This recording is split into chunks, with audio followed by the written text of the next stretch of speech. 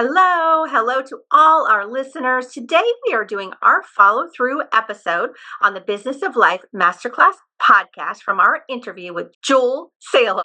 Her original episode aired on January 21st, and the topic is being considerate while making a difference with impact. Barb Zant here, media sales leader and founder of the lifestyle brand, The Stay at Work Mom. Hi, everyone. It's Debbie Lundberg, performance and mindset coach with Presenting Powerfully. I'm so happy that everyone was finally able to listen to Jule's episode. We did have a little delay with dropping it, and I've already listened 2 or 3 times, and I'm so inspired. One of the things I immediately implemented, and we've talked about this many times, I am not an early riser. I go to bed late, and so but it struck me when she gets up at 5:45 a.m. and she doesn't use an alarm clock at all. Yeah, and we've had someone before talk about doing that. And natural wake up.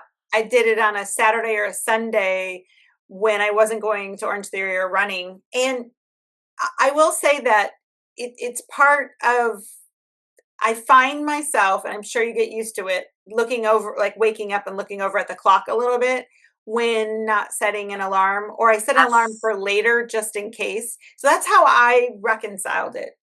Instead of, like, I set the intention, do all of that, and then I set one for a few minutes later so that if I don't get up, I still won't leave somebody in a lurch, because most every morning I have a commitment with people. But it is wonderful, though, to think about how we can train our brains and our bodies to get in that rhythm. And I know it's true. I mean, Jule is a great example of it, others as well. So I'm still doing a bit of a safety net with it. And I think that's fair to let our life learners know that there's a time and a place to do some of these in a way that people can implement, like Jule's idea, that you can still do it in your own way. I mean, I remember when we had the cold shower aspect, or the cold plunge at first, which was years and years and years ago. And then it's like, we'll start with the shower. And so, yeah, with Jule, it's a great way that she's got that all set. She's also very big on people and connections, and certainly thinking about how the culture impacts everything you're doing. And she's successful, personally and professionally with that. So what a wonderful way to think about as we're in the new year. I don't believe in resolutions. I believe in, as we think of resolve instead of that evolve, you think of evolving how you're interacting as your own personal brand and culture. And so that was a good reminder to think about where I am and what messages to be conveyed. So yeah, how about you? What else with Jule? I like that when she talked about the community, she even mentioned just being active. So not only in the community that we have for ourselves, but our community beyond.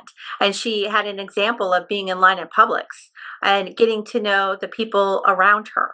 And so that really spoke to me. And I have been very intentional about doing that. And it also helped make my chores more enjoyable. There you go. Well, I don't know if Jule will get a kick out of this. I certainly did. We were talking about how the juxtaposition of Jule inspiring us to interact with everybody and think about the community is everywhere, basically. And there are these commercials where they have this older gentleman almost mocking millennials for turning into their parents. Yes, progressive. And I really dislike those commercials, because I think it's making fun of people having human interaction. Now, some of them are a little bit funny, but like there's one where the guy's taking the picture and he's asking him how they've met. And in that commercial, the guy's like, stop it, just take the photo. And I think of that with Jule's comment. I think it's okay if they roll their eyes at me, but if we talk with them and we interact, you never know where it's going to go. It feels like there's so much in our society right now saying stay in your lane and don't interact with anybody, and yet we have this huge loneliness issue. So I like her approach to it. I don't talk to everybody all the time. I will tell you this, every single run, and I mean without fail, I speak to as many people as I see. Now, sometimes I find myself waving and saying good morning to somebody in the bike lane that's not even close to us, or once in a blue moon, I'll accidentally do it to a car, like, oh, hi. I laugh at myself. So I'm with her. I believe that engaging, and if somebody's going to make fun of it, they're making fun of it because they don't understand connection. So I wish they'd take those commercials off. Yeah. There's one where he's at the Starbucks and he's yelling out the person's name, and they're like, "You don't work here," and it's almost like at Publix, the guy's telling him not to put the bread on the bottom. Well, that's his bread. So you want your thing. So I think let's not second guess ourselves with human connection, and let's simply say good morning and say hello. And if they don't say hello back, didn't cost you anything. So love that she inspired us to do Yes. that and think a little bit more about it. I will say, Jule, though, if you're listening, it made me dislike those Progressive commercials even more, or whatever it is, Yeah. whatever insurance company it is. Yes, I remember at a time you were even tracking the people that would say hello back to you. Yes, during the pandemic. So for Yeah. we did 10,000 steps before sunrise for over 100 days, which got us to 1,000,000 steps. First, we thought it was going to be 2 weeks. And then people were tracking along with us, like how many said hello back. And most people do. It was funny this morning, as we're recording this on a Friday, this morning, one of our Friday running partners, Sarah and Stacy said, "How can people just not say anything back to us?" And I said, "You never know what's on their mind, but at least we said hello." It also, from a runner's perspective, it keeps me talking, because if I'm saying good morning, good morning, good morning, good morning, a lot of time it's good for our breathing. Oh, So, yeah, the breath work. Yes, that is mhm. a very good point. So, lastly, for me, I got away from journaling in the morning. And so I was journaling a little bit at night. And so it fell out of my morning routine, and I love it. And I'm back to it. And I'm absolutely sticking with that. Agreed. Same. It was, Michael and I do the positives at night and what we're looking forward to. And I still do my grin and grat to inside my head, but the actual writing of it. So I have, if anybody's watching, got my journal right here.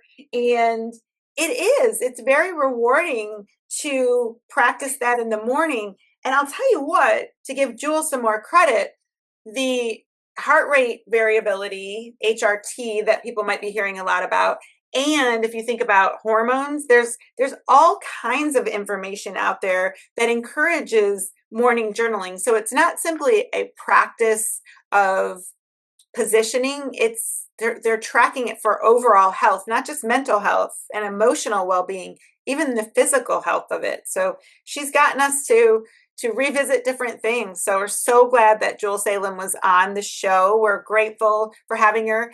And yes, we did think it was going to be earlier, and it's wonderful.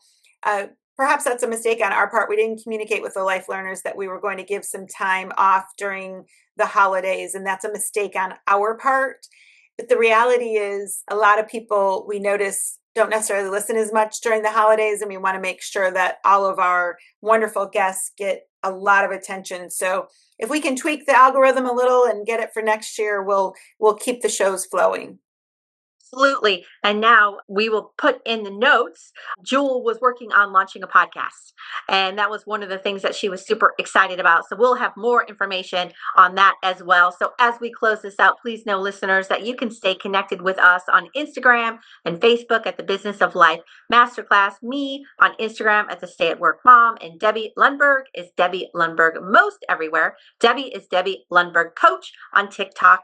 If you like what you heard, please rate us 5 stars. Please share our episodes, and we are committed to providing you with 5-star guests just like Jule. So stay tuned, and thank you for joining us for this episode of the Business of Life Masterclass, the podcast for successful people embracing every chance to accomplish and experience all you can in business and in life. Listen, choose, do. Thank you. Thank you. If you have ever thought, gosh, I'd like a collaborator, I wonder what else I could do, it's likely that The answer is a coach. Hi, I'm Debbie Lundberg, Performance and Mindset Coach with Presenting Powerfully. And if you would like confidential coaching to drive you to the next idea, the next role, or even to figure out your own brand, please reach out to us at Presenting Powerfully, 813-494-4438. Thank you.